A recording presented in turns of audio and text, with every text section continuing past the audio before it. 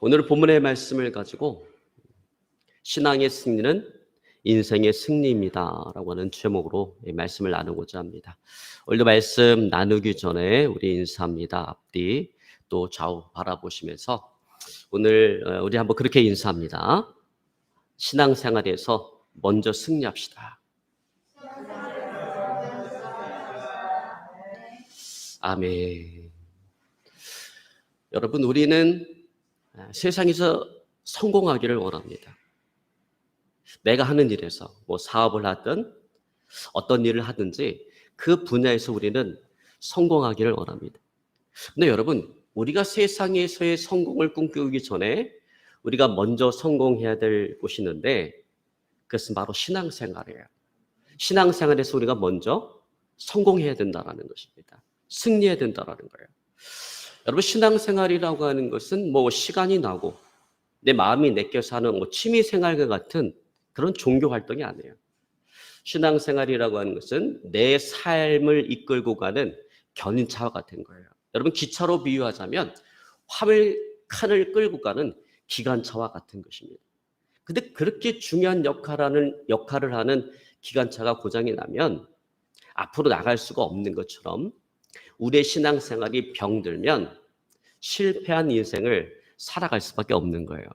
여러분, 그러므로 무엇보다 먼저 신앙생활에서 성공하는 자 되시기를 오랜 시간 주님으로 축원합니다. 어느 책에 보니까 그 세대별 성공관에 대해서 아주 재미난 글이 실렸습니다. 그 책에 보니까 10대는 성공한 아버지를 뒀으면 성공이다.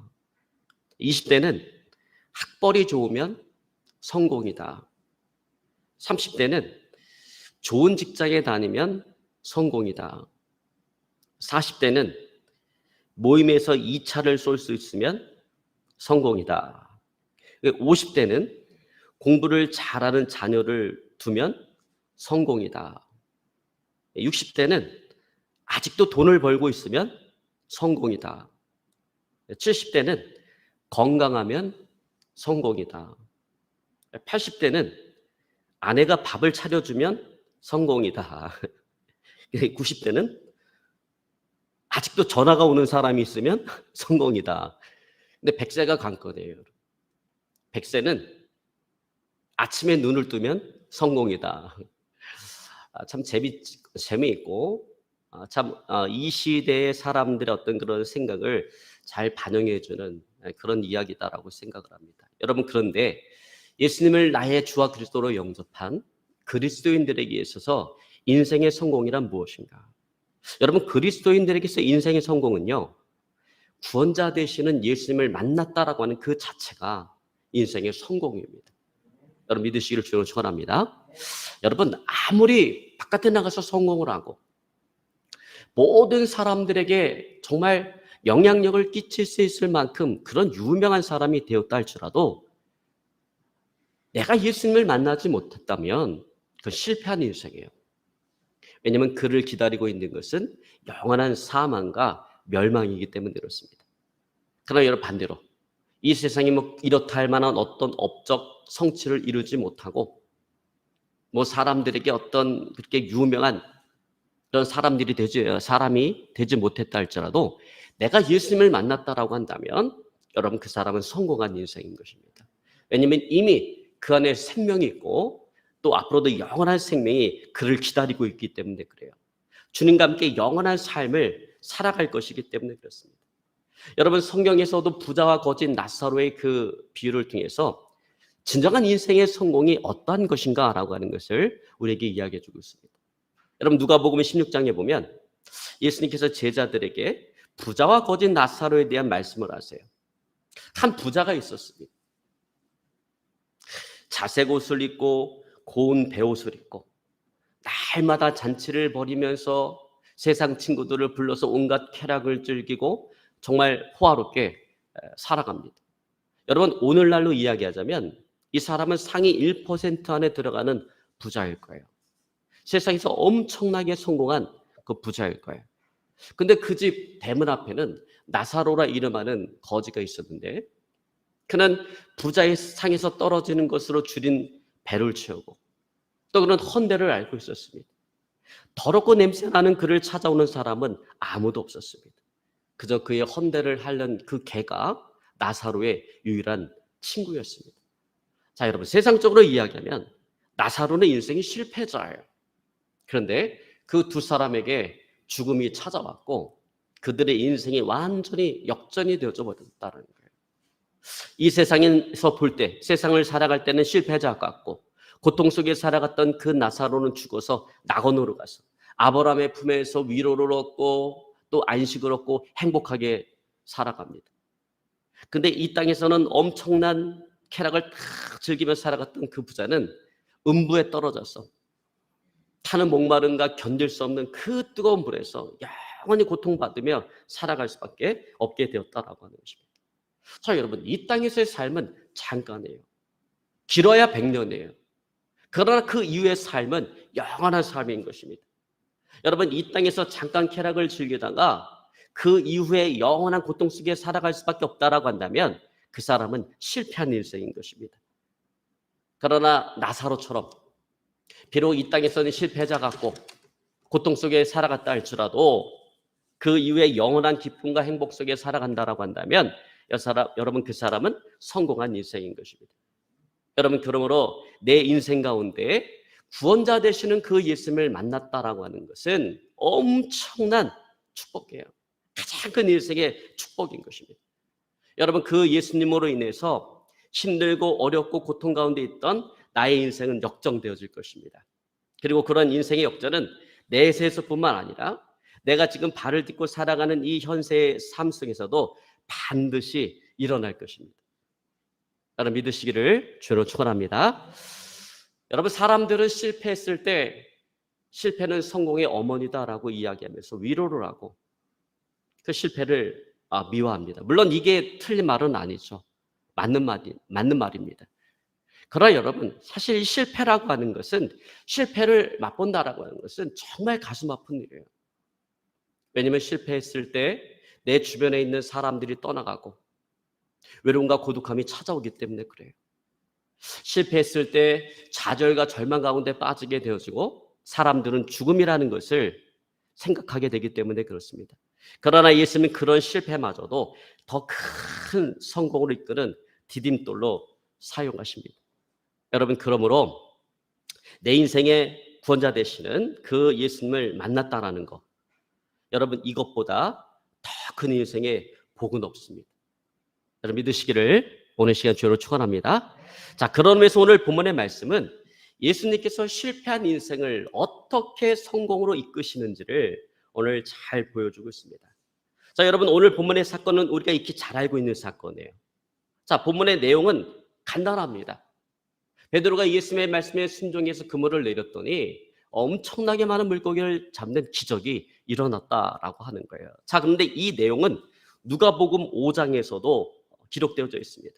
자, 그러나 오늘 요한복음 21장에서 기록하고 있는 이 내용과 누가복음 5장에서 기록하고 있는 그 내용은 근본적으로 달라요.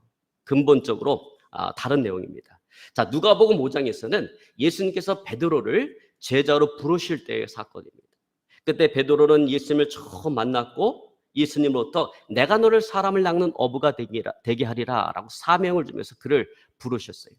자, 그러나 오늘 요한복음 21장에 기록되어져 있는 이 사건은 제자로 부름을 받은 그 베드로가 예수님의 그 십자가의 죽으심과 부활을 목격했음에도 불구하고 그 사명을 저버리고 내가 너를 사람을 낚는 어부가 되게 하리라라고 하는 그 사명을 저버리고 이 생업인 어부의 삶으로 돌아갔을 때 그가 겪게 되어진 기적의 사건을 이야기하고 있는 것입니다. 자, 여러분, 그러므로 누가복음 5장에서 베드로가 말씀에 순종해서 그물을 내렸을 때 엄청나게 많은 물고기를 잡은 그 사건은 상식을 뛰어넘는 어떤 초자연적인 역사, 기적을 통해서 오늘 베드로로 하여금 예수님에 대한 믿음을 갖게 하고 그를 제자 삼고자 하는 목적이었다라고 한다면 이 요한복음 21장의 사건은 신앙생활에 실패하고 인생살이에 실패한 그 베드로를 회복시켜서 다시금 사명을 감당하도록 하기 위한 그 목적으로 베풀어진 기적의 사건이다라고 하는 거예요. 자, 여러분, 그러므로 오늘 본문의 사건을 잘 살피면서 오늘 무엇이 베드로로 하여금 그 인생의 실패로 이끌었으며 또 베드로는 어떻게 또 예수님은 어떻게 그를 그 실패 가운데서 회복시키셨는지 오늘 그것을 우리가 같이 살펴보기를 원합니다. 자, 여러분 오늘 말씀 가운데 보면 베드로는 다시금 예수 생업으로 돌아가 버렸어요. 3절 말씀 가운데 보면 다른 제자들과 함께 있을 때 베드로가 이렇게 이야기합니다. 나는 물고기를 잡으러 가노라. 그때 베드로와 함께 있던 다른 제자들도 역시 베드로와 함께 뜻을 같이 했습니다. 그리고 그들은 갈릴리 바닷가로 돌아갔어요. 그래서 그들이 갈릴리 바닷가로 돌아간 그들은 이제 배를 타고 밤이 맞도록 물고기를 잡는데 한 마리의 물고기도 잡지 못했던 거예요. 그렇게 정말 노력을 하고 애쓰고 했음에도 불구하고 잡은 것이 아무것도 없었습니다. 여러분 오늘날로 이야기하자면 이제 새롭게 사업을 시작했는데 개업을 했는데 그냥 쫄딱 망한 것입니다. 자, 그러나 이번 실패는 예수님을 만나기 전에 베드로가 경험했던 그 실패와는 근본적으로 다른 실패였다라는 거예요. 차원이 다른 그 실패였다라는 것입니다. 자, 여러분 베드로가 예수님을 만나기 전에 경험했던 그 실패는 어떤 실패였어요? 그래서 한마디로 이야기하자면 이유가 없는 실패였습니다. 예수님을 만나기 전까지 베드로는요 그동안 어부로 살아오면서 그가 축적했던 그의 고기 잡는 경험과 노하우를 가지고 얼마든지 물고기를 잡으며 잘 살아왔어요. 그런데 오늘 예수님을 처음 만났던 그날은 아무런 이유도 없이 물고기가 잡히질 않는 거예요. 그동안 물고기를 잡으면서 축적되었던 그런 경험, 그 물고기를 잡는 노하우가 완전히 무용지물이 되어져 버렸습니다. 여러분 한마디로 말해서 우리는 이러한 실패를 뭐라고 얘기할 수가 있겠어요? 이유가 없는 실패다라는 거예요. 될 수밖에 없는 일인데 반드시 돼야 하고 정말 될 수밖에 없는 일인데 일이 되지를 않는 것입니다. 자, 그러나 오늘 본문의 실패는 이유 없는 실패가 아니라 분명한 이유가 있는 그런 실패였다라는 거예요. 왜 베드로는 갈릴리 바닷가로 나가서 밤이 맞도록 물고기를 잡았는데 한 마리의 물고기도 잡지를 못했을까요?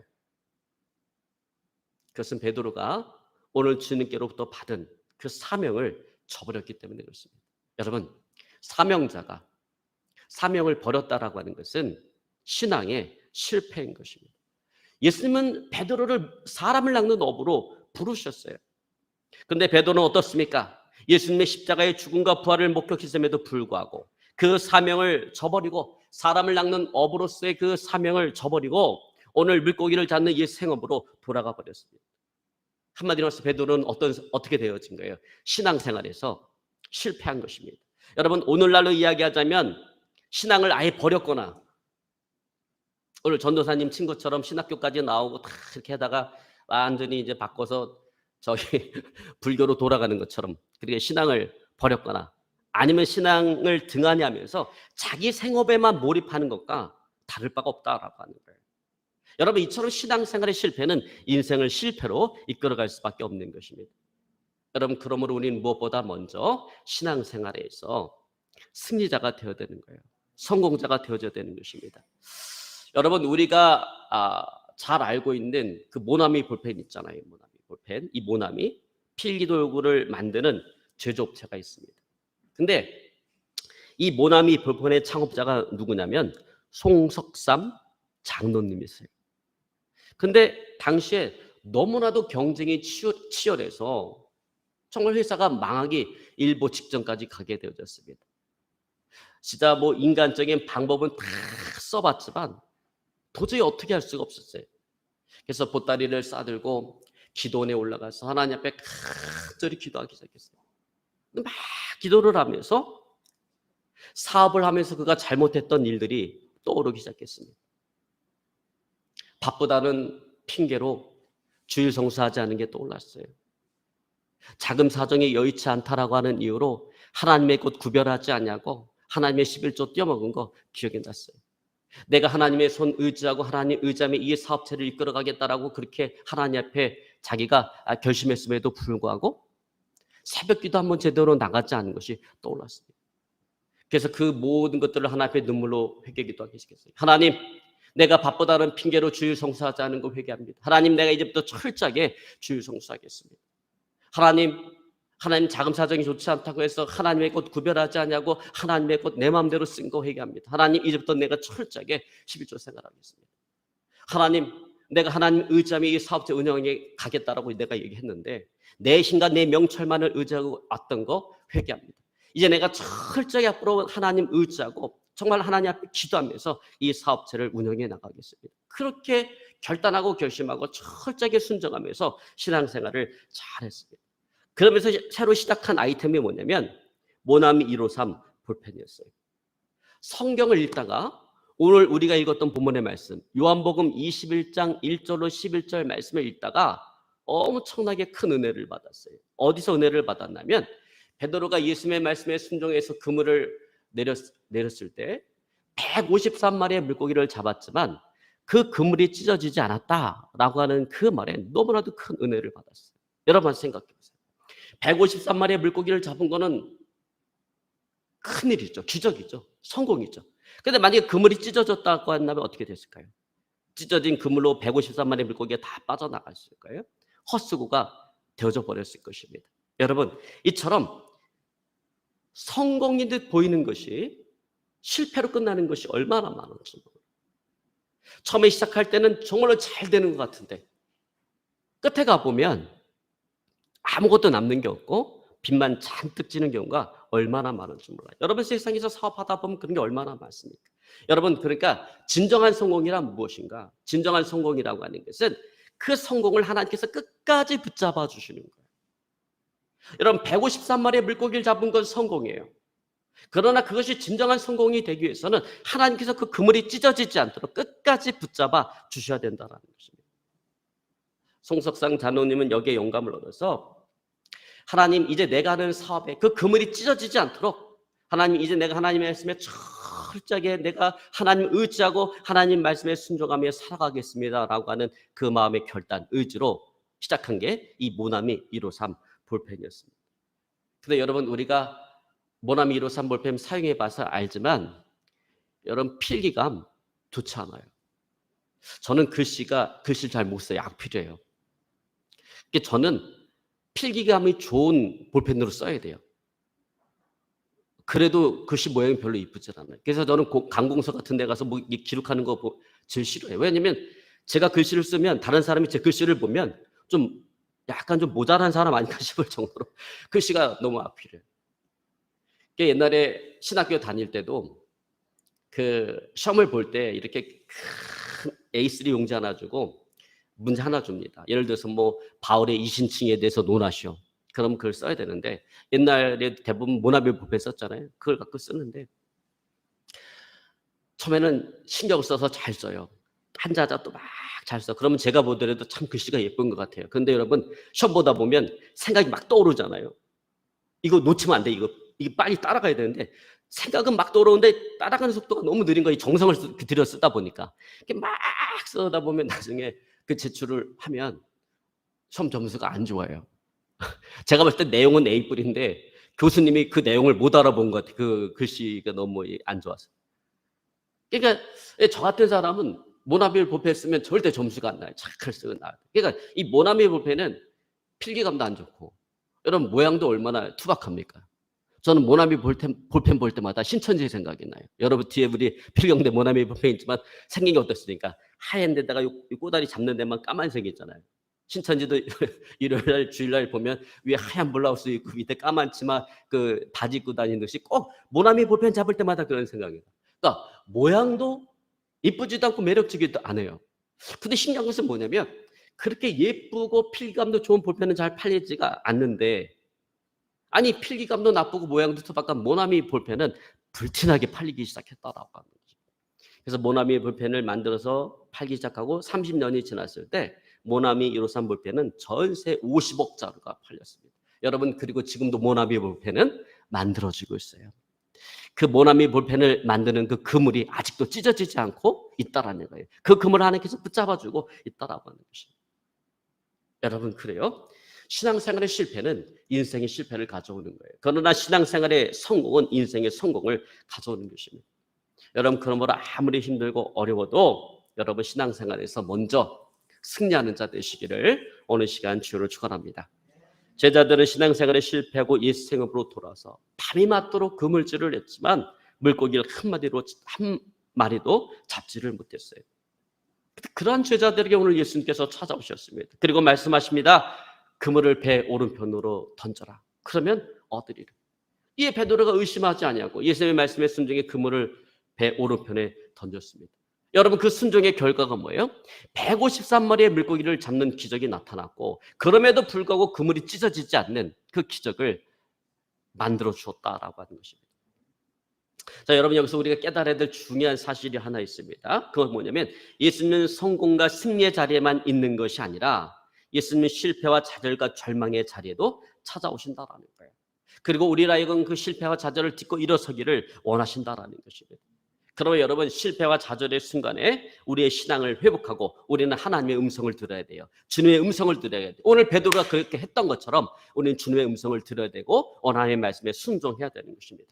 우리가 하나님의 말씀을 듣고 순종할 때 하나님은 반드시 역사하게 되어져 있습니다.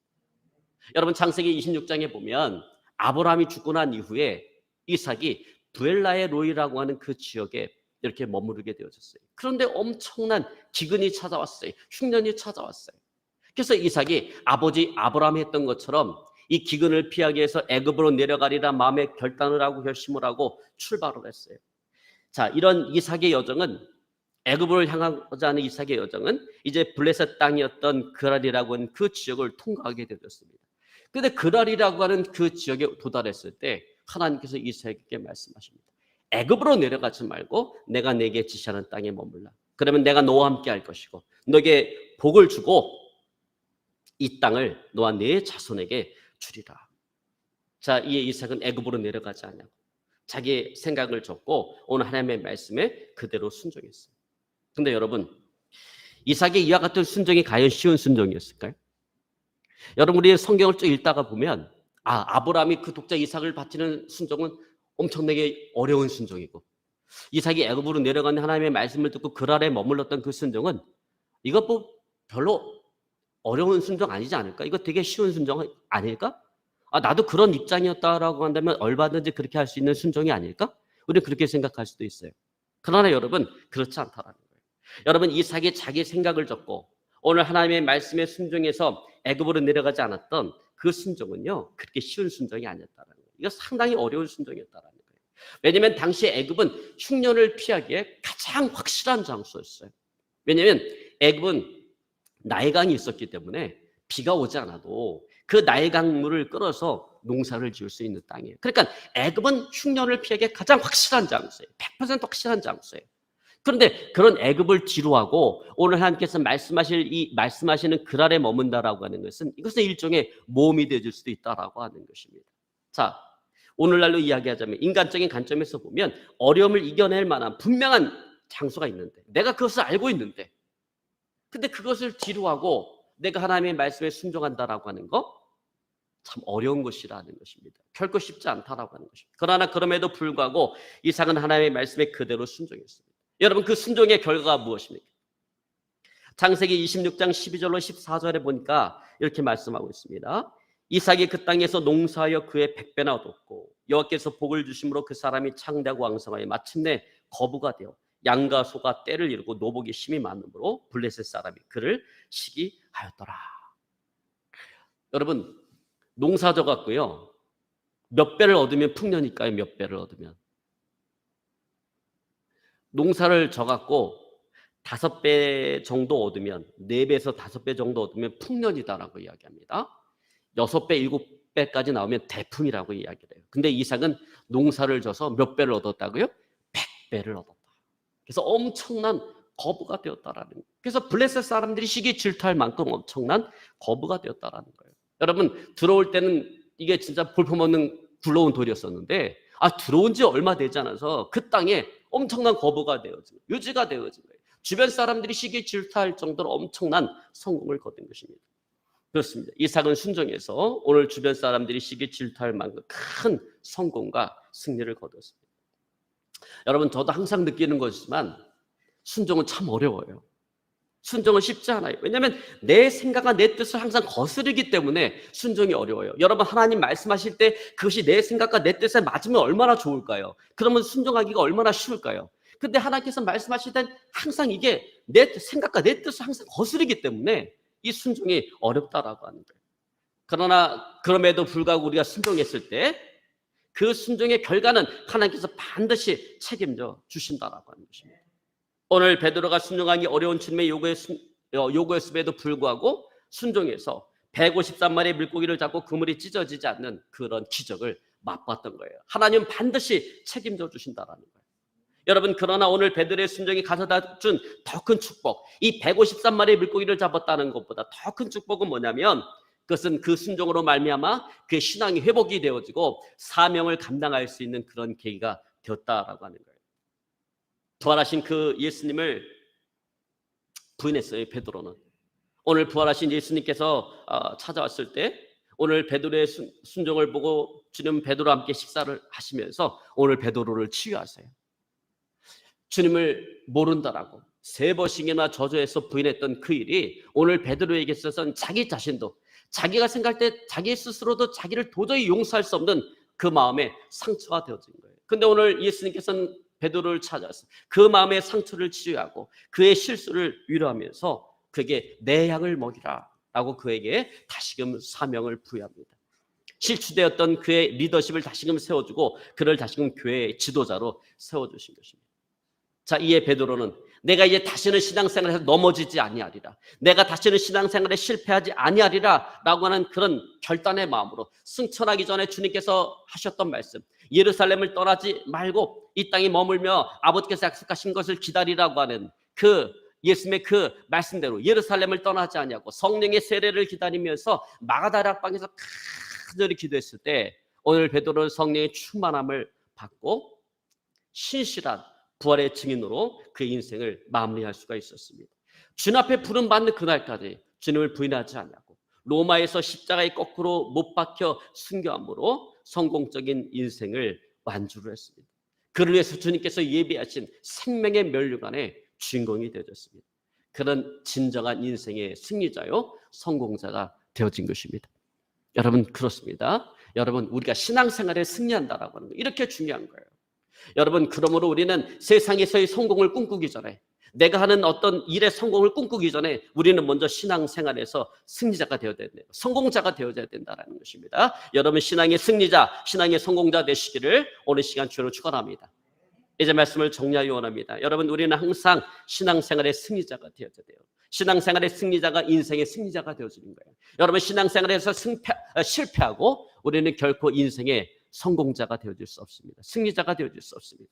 신앙생활에 실패한 베드로는 예수 생업으로 돌아갔지만 여전히 그는 인생의 실패자로 머물렀어요. 밤이 맞도록 물고기를 잡았지만 아무런 물고기도 잡지를 못했습니다.